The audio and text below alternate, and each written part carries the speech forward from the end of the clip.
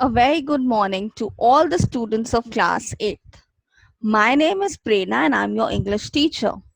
And today from your English book Skyline, we are going to be reading chapter number 2. This chapter talks about a, you can say a necessity of life.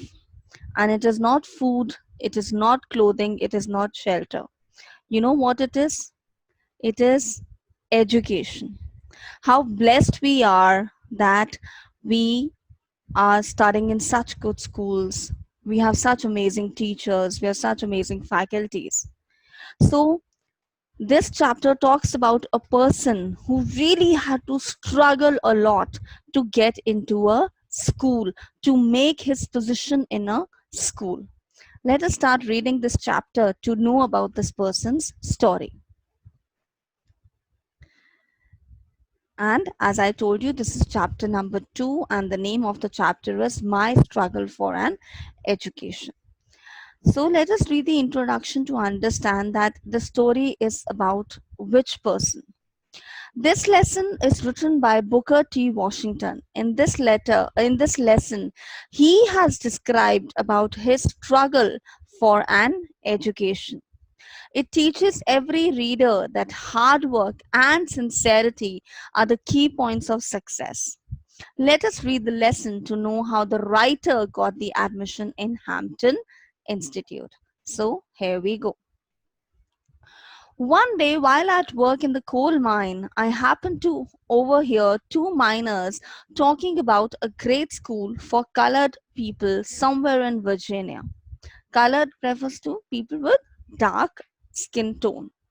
This was the first time I had ever heard anything about any kind of school or college that was more pretentious than the little colored school in our own town. The meaning of the word pretentious is claiming great merit or importance. So, how this person, what is the name of the person? His name is Booker T. Washington. This person used to work in a coal mine, and he heard that two of the miners in the coal mine, they were talking about this very amazing school in Virginia. And this person, Booker T. Washington, he was really impressed listening about the school. As they went on describing the school, it seemed to me that it must have been the greatest place on earth. Not even heaven presented more attractions for me at that time than did the Hampton Normal and Agricultural Institute in Virginia, about which these men were talking.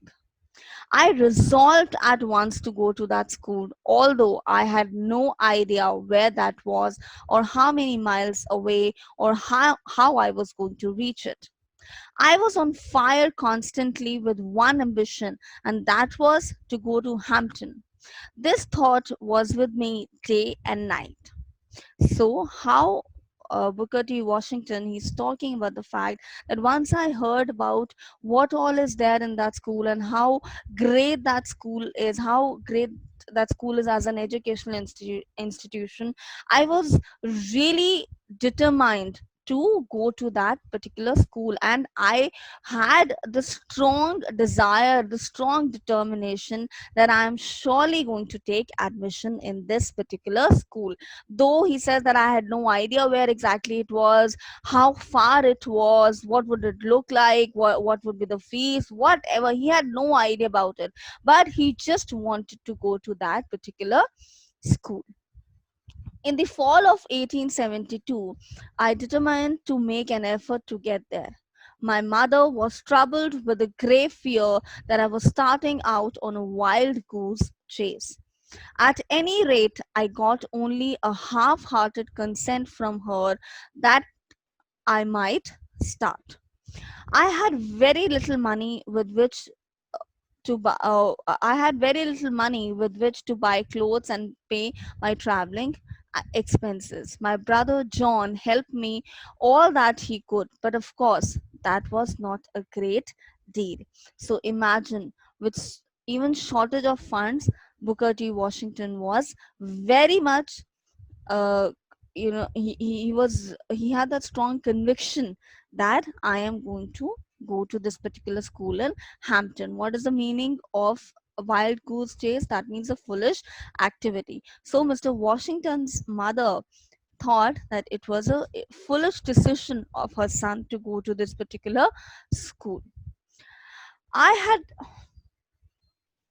The distance from Malden to Hampton is about 500 miles. By walking, begging, rides both in wagons and in the cars in some way, after a number of days, I reached the city of Richmond, Virginia, about 82 miles from Hampton. When I reached there, tired, hungry, and dirty, it was late at night. I had never been in a large city, and this rather added to my misery. When I reached Richmond, I was completely out of money. I had not a single acquaintance in the place, and being unused to city ways, I did not know where to go. Acquaintance means someone that you know. So, in these two paragraphs, Booker T. Washington is talking about the problems he started facing now during his journey. I asked to several places for lodging, but they all wanted money, and that was what I did not have. Knowing nothing else better to do, I walked the streets. I must have walked the streets till after midnight. At last, I became so exhausted that I could walk no longer. I was tired, I was hungry, I was everything but discouraged. Just about the time when I reached extreme physical exhaustion, I came upon a portion of the street where the broad sidewalk was considerably elevated. Sidewalk is the footpath. It's the term used in US for the footpath.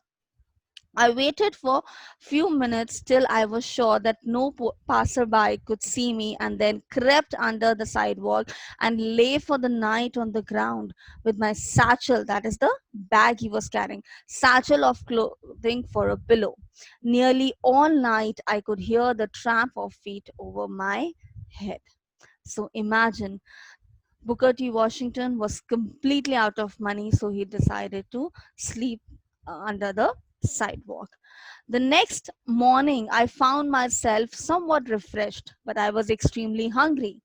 As soon as it became light enough for me to see my surroundings, I noticed that I was near a large ship. It seemed to be unloading cargo of pig iron.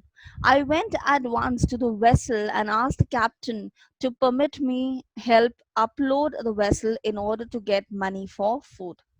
The captain, a white man who seemed to be kind hearted, consented. Consent means to agree, to give permission. I worked long enough to earn money for my breakfast, as it seemed to me, as I remember it now, to have been the best breakfast that I had ever eaten. Why? Because, when you really want something and then you get it, the joy of receiving that thing is, it cannot be put in words. It cannot be described in words. So imagine, Booker T. Washington was extremely hungry, and by helping, putting up those vessels, to unload those vessels, he earned some amount of money, and with that money he ate breakfast with, after eating which he obviously felt better, and he really had the joy in that breakfast. My work pleased the captain, that is, it made the captain happy so well that he told me I could continue working for a small amount per day. This I was very glad to do. I continued working on this vessel for a number of days after buying food with my small wages, and there was not much left to pay my way a Hampton. In order to economize in every possible way, I continued to sleep under the sidewalk. So, economize means in order to save every money that he could, he still kept on sleeping under the sidewalk, that is the pavement. When I had saved enough money with which to reach Hampton, I thanked the captain of the vessel for his kindness and started again.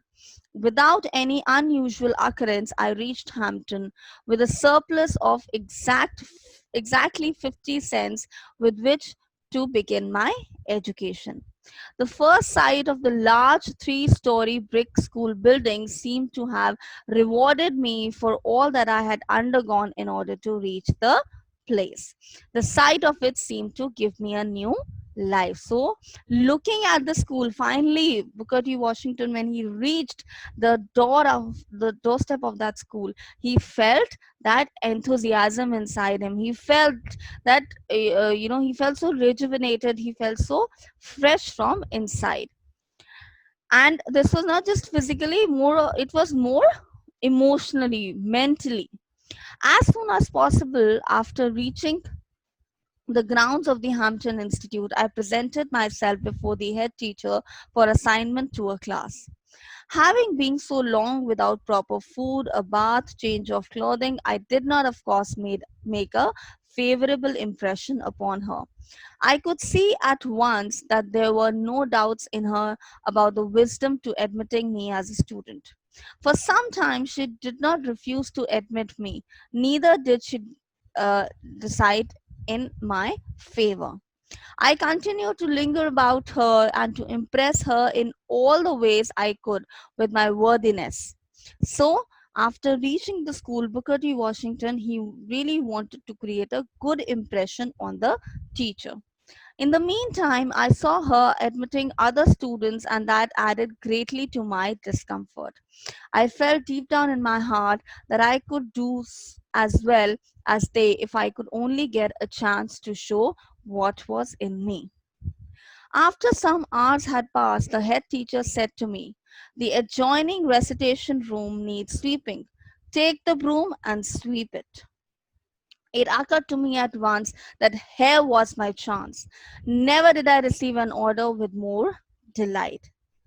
Now imagine Booker T. Washington, he was asked to sweep a room.